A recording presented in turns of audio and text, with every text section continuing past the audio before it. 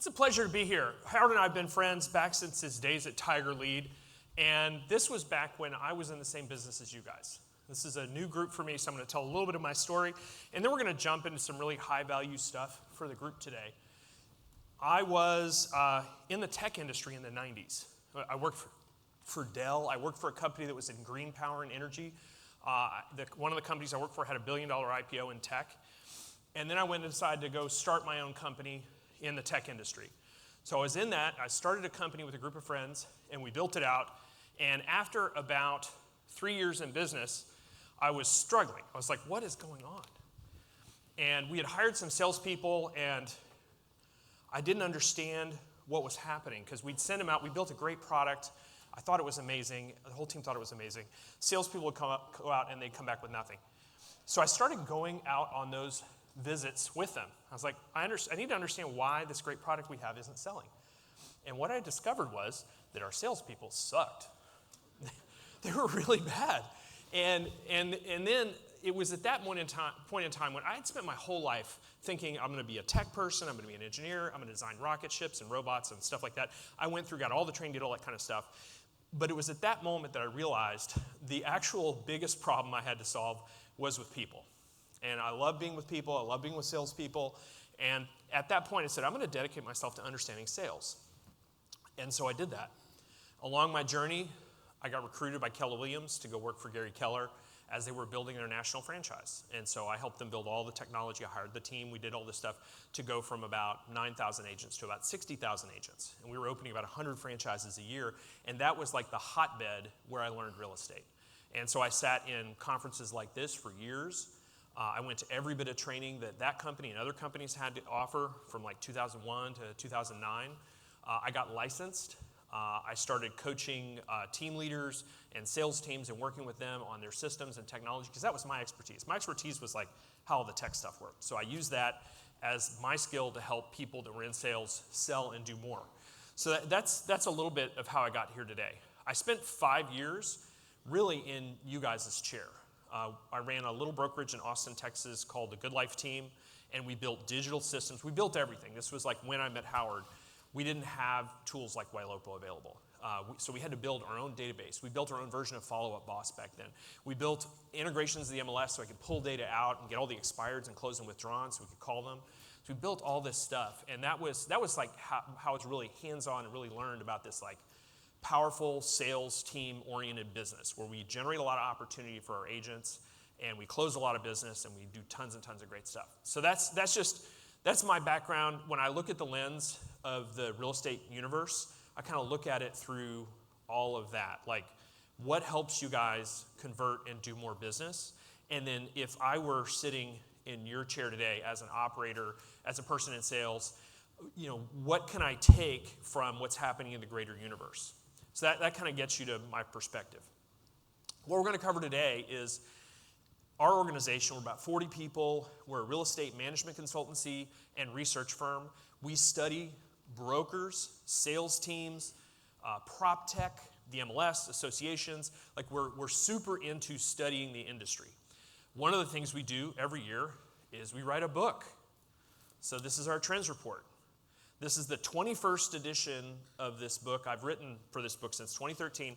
So there's a certain discipline and maybe kind of you have to be a little crazy to write a book every year about the industry. Like you think, well, what is there to write about? But we always find something interesting and cool. And this becomes like our Bible for guiding people strategically where the industry's going. It's written for executives, managers, people that are in leadership, people that are running sales teams like yours about here's where we are in the story of the industry and here's where we think the industry's going. So this comes out every year in December and we spend probably about 2,000 hours writing this. And then I personally edit it myself. I spend a lot of time going through this. A lot of the ideas come from our consulting team that works hands-on with brokers and teams on what they're doing. So that's where that comes from. What we're going to cover this morning is I'm going to real quickly take you through 5 of the trends that are here, and then I'm going to translate them to what does it mean for you guys? Because these trends are written, we're at 40,000 feet. We're looking at big stuff moving around, and that's not always easy to go, okay, big stuff moving around, what do I do with it when I'm in production every day? Or what do I do with it managing and leading a sales team? So I've thought about this and customized some of the recommendations out of these trends for you guys. So we're going to just jump right in. First one we're going to talk about, which is kind of the elephant in the room, is brokerage consolidation. So who here has noticed a lot of these big companies buying other big companies? I mean, that's wild. Can I tell you a crazy story about this? I'm going to anyway. I'm not going to ask your permission. So a few weeks ago, we host a leadership conference. We've hosted every year since 2013. We get a lot of the leaders of big companies on stage. So this conference we had Varun Krishna of Rocket, Gary Keller. We had Robert Palmer from LPT. We had Robert Refkin. We had Tamir Poleg from the Real Brokerage. We had Chris Kelly from Home Services. We had Chris Lim from Remax, and a host of other leaders from all over the real estate spectrum. So we had all these big shots come in, and we interview them, and we try to get them to tell us what their perspective on the world is. And these are publicly traded companies, so sometimes they're careful, sometimes they're a little bit more forthcoming. Gary Keller was awesome. He was just he just says his mind. Varun from Rocket, amazing. Well, one of the gentlemen we had on stage was Tamir. So Tamir owns and runs the Real Brokerage, right? And what I will say about Tamir is, he came on our stage the Friday before the Monday of the announcement. What I'll say about Tamir is, do not play poker with this man. Because we had him backstage, and I was eyeball to eyeball. And we knew something was happening because Remax stock price was doing some weird stuff. We're like, somebody is buying Remax. And so I asked him point blank, I said, Tamir, are you guys buying Remax? And he goes, we know something's happening. It's not us. Just cold, just totally cold. Then goes on stage. We do a whole interview, of course. So after a week of those kind of like CEO interviews, I take a few days off. I take the Monday off. I was like, I'm going to take a 3-day weekend, be with my family. We went out camping with a whole group of friends. So it's Monday morning, 7 a.m. I'm in a tent in the middle of East Texas, and my phone starts ringing. And it's like, oh, what the hell? And then it's like, okay, all right, here's what's happened. Real Brokerage just bought Remax. And I'm thinking, Tamir, you lying son. Cold. So don't play poker with the man. So the first trend we're going to talk about is the consolidation happening in the industry, and I'm going to translate this to what this matters to you and how you can take advantage of it. So there's a couple of trends. One of them is big companies buying other big companies and roll-ups and mergers and things like that. But we've looked a little deeper at what's really happening. I think the bigger story is sales volume consolidation. I know I put a big complicated chart up there, so I'm going to explain this chart to you so it makes sense. So we looked at the top 1,000 brokerage companies that are on this chart, and the black bar on the left was the percentage of sales volume that group represented in 2017.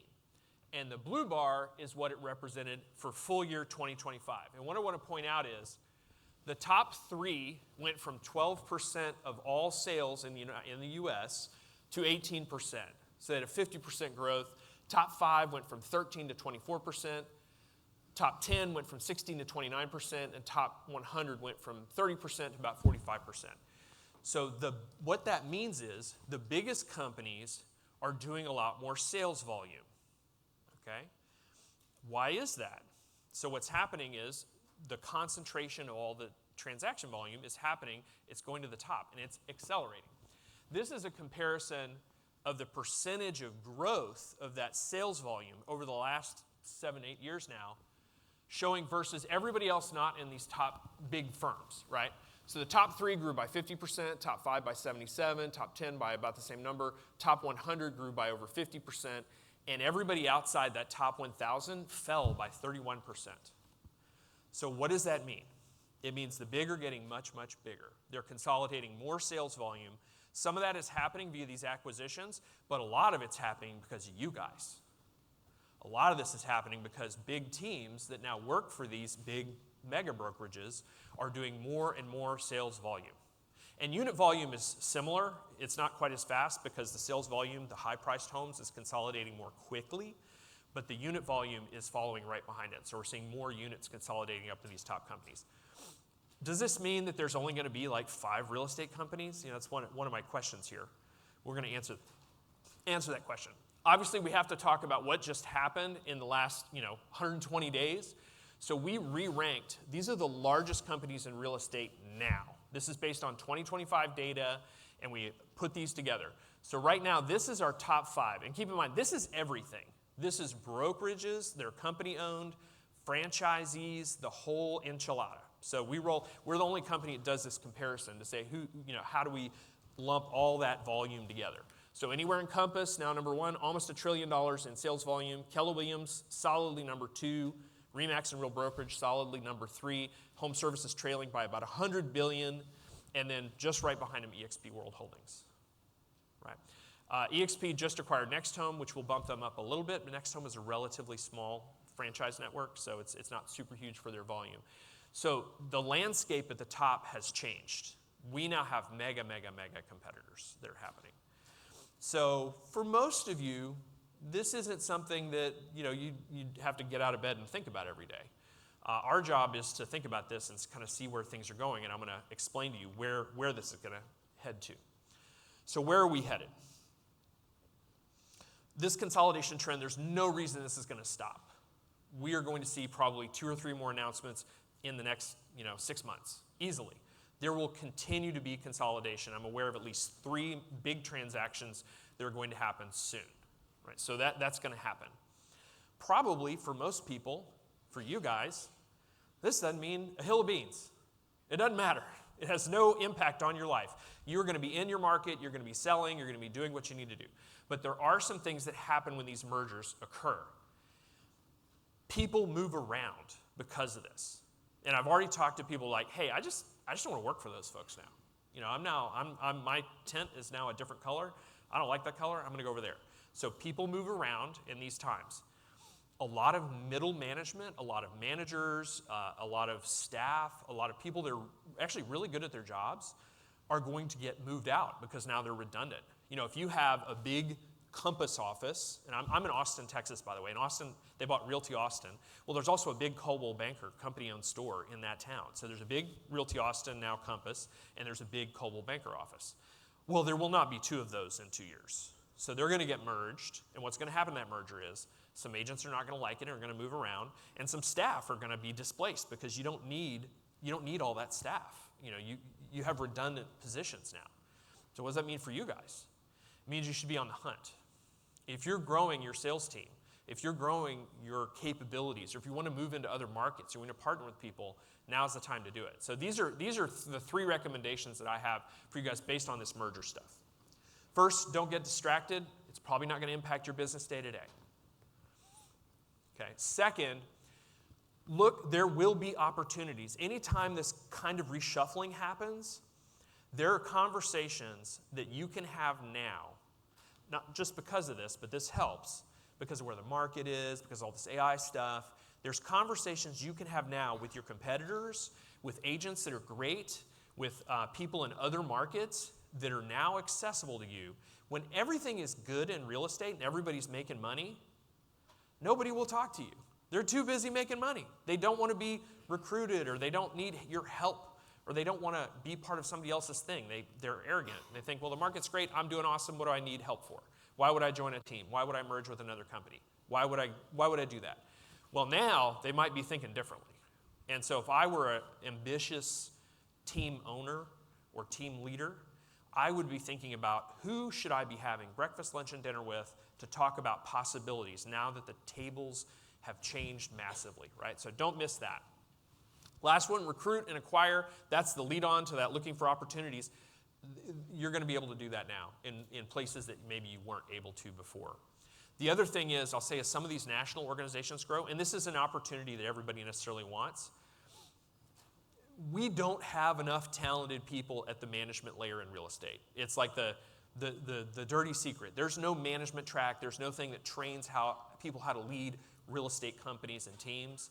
But some of you guys could. There's some people in this room that could absolutely run, a 10,000 person organization. You have the skills, you have the knowledge, and so there's going to be some executive roles that are going to be recruited for over the next 4 to 5 years as these companies continue to build that may be accessible for some of you, where you say, hey, that's an opportunity, it's a unique opportunity, right?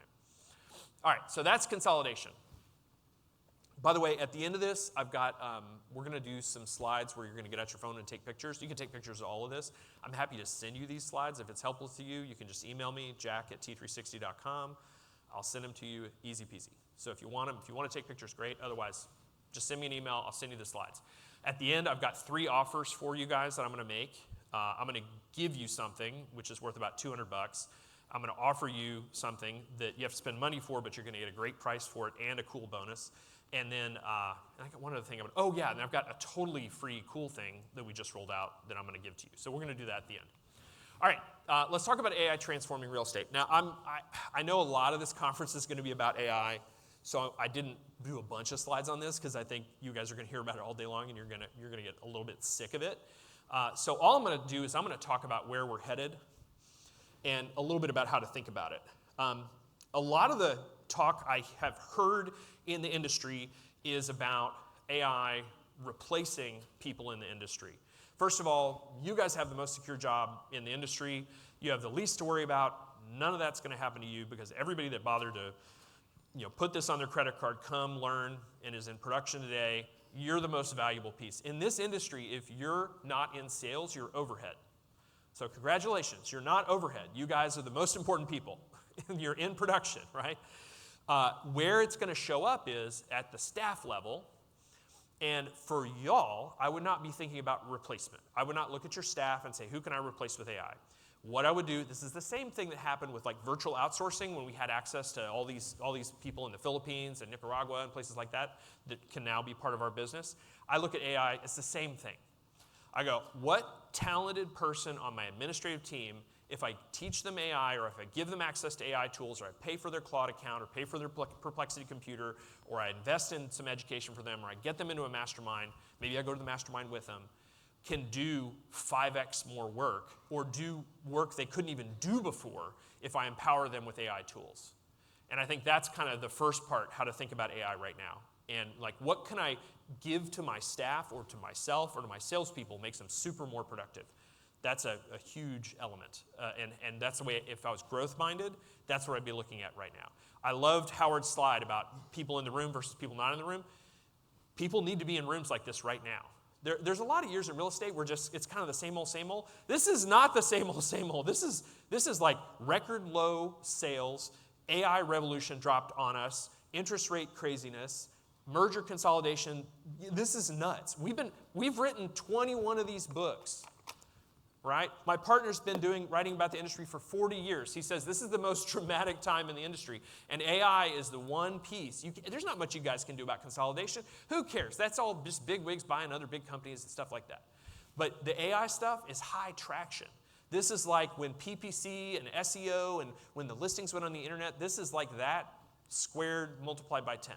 It's a huge opportunity. So this is one where dig in, empower your staff, empower your people, go, go, go.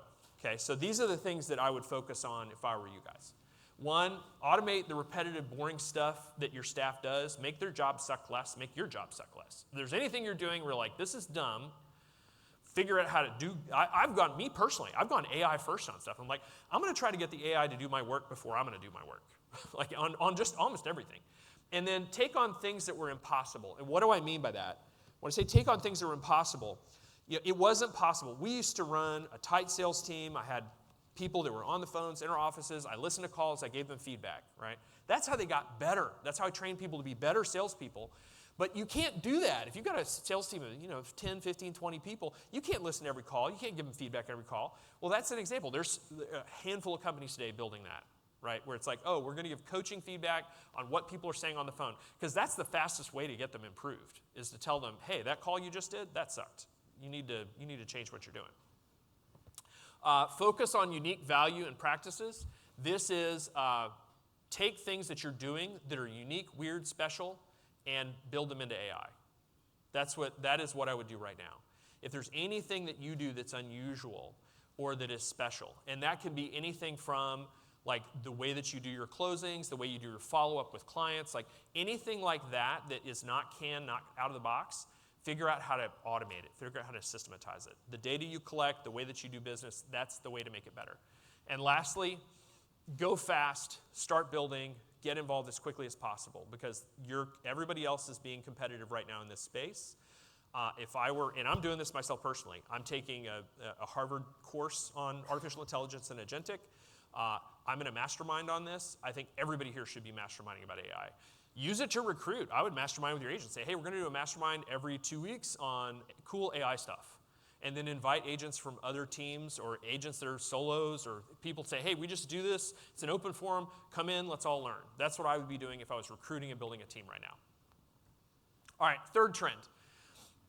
So let's talk a little bit about business model, and I've got some takeaways for you guys that are important from this particular area. We have been tracking the different business models in the industry for, at this point, almost 2 decades. And I've got some data that I'm going to share with you. You're going to look at this data, and you're going to take a picture of it, and it's easy to misconstrue it. So let me talk to you about what's happening.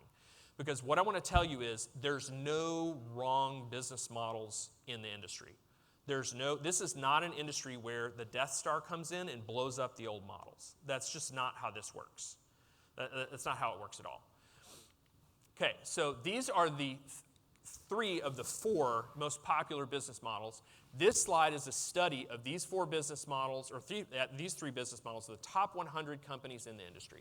And let me explain this to you before we get too far off. So the 3 business models we have, this is the capped commission model. Everybody here is familiar with that. Who's in a capped model right now? EXP, Keller Williams, okay, great. Fee-based, this is a transaction fee model. Who is in a transaction fee model right now? Okay, so we got some people with that. And then we have the traditional model, the graduated split schedule. Everybody's familiar with that. That's like, hey, you do more production. Raise your hand if you're in a traditional model right now, at whatever company you got. Okay, great.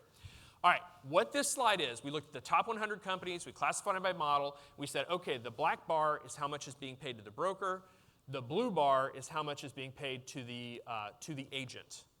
And what you could draw from this, you could easily go this and go, oh, well, the traditional model is better because the agent makes more money. They're paying more money to their broker, but they're making more money. You could say that. You could look at these others and say, well, I like this model over here because I pay less to the broker, but I get to keep more. And you'd be right. All of these models have a purpose. What we've discovered is that there's really kind of 2 orientations of business models right now. One is business models that are designed to maximize the income of the agent. That shows up in the traditional models and shows up, by the way, in y'all's model. There's one model not up here, which is the lead generation and conversion model. Because there's only 3 companies in the top 100 that fit into that category. So it's too small of a sample size. But we know from looking at teams and traditional models maximize the income of the agents that work for them. Do they pay more to their broker or their team? 100% yes. But the results of paying more to their broker or their team is they make twice as much money. Why? You guys feed them at the team level. In the top 100, the reason the traditional models make more money is guess why? Price point. The traditional model companies in the top 100 are all well-recognized consumer brands, and so they draw listings and sales at a higher price point, almost twice. They're like $800,000 on average. About 500 is where the market sits right now for overall average. So the traditional models sell at higher price points because of their brand. Okay, so what does this mean? Where is this landscape headed? A, none of these business models are going away. They're all going to stick around. They're all going to be here for a long time. Here's things that I would be doing if I were you guys. First, look at your benchmark. Compare yourselves to other teams in your model. Super important. Second, make your value proposition very clear. Do not sell based on your comp plan. Sell based on your value. If you know that you create a lifestyle outcome for the agents on your team, speak to that. That is more important than comparing yourself to other people and the stuff they offer. People that are organized around just doing a handful of transactions a year, they're just, I'm going to do 4 or 5 transactions a year, they're never going to value all the stuff that the teams do for them. If you're high producing, you need to have high producing people that go, you know what, I want the admin assistant, I want the marketing, I want the transaction coordinator, I want all the things that help me. Focus on the agents that work best for your model. You don't need a bunch of agents to make a ton of money. You need the right agents. Have agents that go, what you're doing is valuable, and I'm willing to pay you a premium for it because I take home more money. If I was recruiting today, I would be talking about the trips people get to take, the retirement savings they get to build, the investment property they get to buy, the things that they get to do because of the income you create for them. And I wouldn't even get into this split compensation BS. That's the absolute last thing you should address in your business. All right, we got 2 more, and then we'll wrap up. The integrated real estate experience, this is a concept that's been in the industry for a long time about how the consumer is interacting with brokerage and mortgage. about how people are now talking to a mortgage company that is then handing it off to a brokerage company or vice versa, and also the other ancillaries. There are 3 big companies that are driving this action. Zillow is one of them, Rocket, and Compass. Compass has just recently partnered with Redfin, so now Compass is now playing with Redfin now on this ancillary action. Now if you go through Compass on a Redfin, you come through Redfin, you can get a special price on your mortgage. So it's cost advantage to the buyer to use the Rocket mortgage if they're also using a Redfin or Compass agent. We're not done with this. This is not a new concept, but what's happening is these are huge companies that are driving this, and just to illustrate that, this is Zillow's total loan volume over the last 2 years. So this is $1.5 billion down there. They're now at $3 billion. So they've doubled their loan value through Zillow Home Loans. And so Zillow, Compass, Rocket, Redfin, and others see the value of we're going to figure out how to package this, how to do more business through these consumers that come through our pipeline. That's not going to stop. And we're looking at this entire life cycle approach. My story about this is I had a Mr. Cooper loan and had for years on a rental property. And the deal that Rocket had bought Mr. Cooper was announced on a Thursday. On Tuesday of the following week, I got a postcard from Rocket saying, hey, we're now servicing your loan. So just imagine that. The largest mortgage servicer in the world, millions of loans, managed to push out a postcard to everybody in Mr. Cooper saying, hey, Rocket is now your mortgage servicer over a weekend. That is execution. How many agents have I tried to talk to sending postcards to a neighborhood they do a ton of business in, and it's taken a year to get them to send their first postcard, right? Rockets, they're not messing around, right? And you shouldn't either. So here's what I would do in this space. Look at your journey through the consumer's eyes. Align with partners that feed your business. And what I mean by that is look at how the consumer is getting their loans. Look at how they're choosing their ancillaries. Align with those that work best with you. It's probably, you already know these people. It's your local mortgage loan officer who's already great, who gets deals closed. Align with them better. Get them to feed you business. You feed them business. Again, not a new concept. And then formalize what you do here because the big boys they're here. They're coming. And they're going to take the benefits. And that's not like a competitive threat. They're not trying to do it to hurt you. It's just that's their mission. They're going to do more profit out of that business. And so you should too. And as you grow, you're going to look into things like MSAs and JVs and all of that. It's a great time to do that because the big guys are doing it. Be careful, protect yourself, have your attorneys look at things, disclose when you have relationships, all that kind of stuff.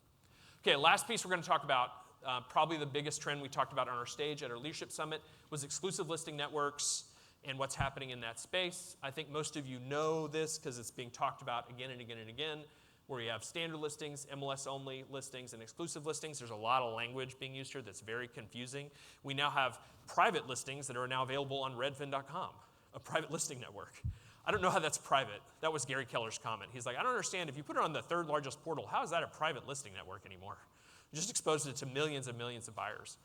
So without taking a position, which I do have a lot of thoughts about this, I do think the listing agent, the broker, and the seller should be in control of what happens, right? I think you guys are in charge. You're the ones making promises. I still think market exposure, full market exposure from day one is probably the best for most of them. But you may have some people that want to do some price testing and do all that kind of stuff. I was a pre-MLS marketer in my days in brokerage. It was great. We usually marketed for a couple weeks before a thing went live. It was pretty cool. So I think brokers should have flexibility to decide what they want to do with their sellers. That's in general. There are some companies that are offering this technology. If you're not part of a big network, all of these companies have their own PLNs, their own ability to do off-market or pre-market listings. So if you need that capability, go get it. Here's what I do now. Do what's best for your clients always. You're a fiduciary, you're taking care of them, so always do what's best for them. You don't have to listen to what the bigwigs are telling you to do. It's about you and that client relationship. It's also about you and your community. Some communities, private listing marketing is just the way things are done. Other places, it's not. So pay attention to what your local community has decided is the best way to market, because that's probably going to have more influence over what you do than what anybody says from stage, is what's happening in your local market. You probably do need to address exclusive listings in your listing presentations if you're not already, to talk about whether you do them or not and why, or what you recommend specifically for that client, and back it up with data. There's some great studies that Bright has released, that Zillow's released, even Compass has released, that have lots of good data on it to address that, and innovate in your listing marketing. Okay, that's the end of my little talk there. I'm going to invite Howard back up for a few questions, and before we do that, as Howard comes up, I'm going to give you guys a few things. We're having a tech and data event that is happening this fall, October 28th to 29th. We're going to fully explore AI. We're going to get some practitioners on stage and talk about everything they're doing. This QR code is busted because the AV team loaded my wrong slide deck, so shame on the AV team. We looked at it beforehand, guys. If you send me an email, jack@t360.com, I'll make sure you get to the right place for this. And then this, I want to give you guys a $200 free subscription to Real Estate News. This is a news portal we run and operate. I'd love to have you as subscribers. You get a daily, one email a day. We are not going to bombard you. One email a day about what's happening in real estate. This is free for everyone here. The last thing I have, we don't have a slide for, but if you email me, I'll send it to you. We're doing a free AI readiness assessment, which I'll just send to you. You can fill it out, and it tells you whether you're ready for certain AI initiatives in your business today. And it's free. You get a report back. It's really cool. The team just finished building it a few weeks ago, and I want to expose it to you. So thank you for that. Howard, let's come on stage and let's have a little conversation. I know I'm over my time, so kick me off when you want to kick me off. We don't have a lot of time. Okay. But we got a little bit of a late start, so it's not your fault. So thank you so much. I think the one sort of in terms of industry trend, because it does affect everyone in the room here, that I wanted to drill down a little bit deeper with you on was all the private listing stuff and the wars, and like where really, as you look around the corner, which is what I always try to do is look around the corner. I mean, what is your prediction of where it goes? Or you could be like, you think it goes one of two ways, but where, when the dust settles, if it does, where does it settle? It's going to be a total mess for a little while.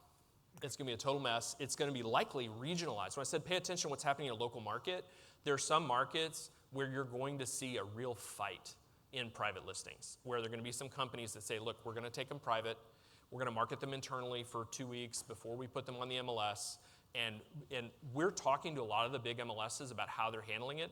There is no consistent approach to this right now. So it's going to be messy, but that's why I'd say for you, for your own business, know how you want to handle that question. And I would address it right up front and say, hey, certain companies believe this is what we do, here's why we do it, and that's the best way to handle it right now. But yeah, it's going to be messy for probably the next 24 months. By the way, Chris, reminder, Livia wants to make sure that her private listings are on the future websites, so that's a product request. Sorry, just remind me. Oh, good. Yeah, let's get it on the product map if it's not already. That's great.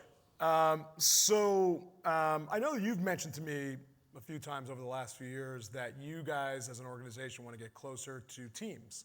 Right. Because, in reality, you can sit down and you could text every single CEO of every major company in this space. Absolutely. But you've always, I feel like in my heart of hearts, you've had this desire to get closer to the agents and to the teams. So what are your plans to do that? So that's a great question. That's the world I'm from, so it's the one I'm most comfortable in. And we operate, while we do work with all these big companies, they're all trying to figure out how to serve you guys better. The majority of the conversations that we have with large brokers and franchisors is like, how do we help our agents be more productive? And so we're already doing things in the AI front, especially to help consult teams on where to deploy AI initiatives, working with you guys and some other great technology providers to be more efficient. And then we are currently recruiting for a dedicated person in the teams arena. Teams are complicated. You guys have a lot of different needs. You do a lot of different stuff. So we have somebody that we're going to be point on that issue.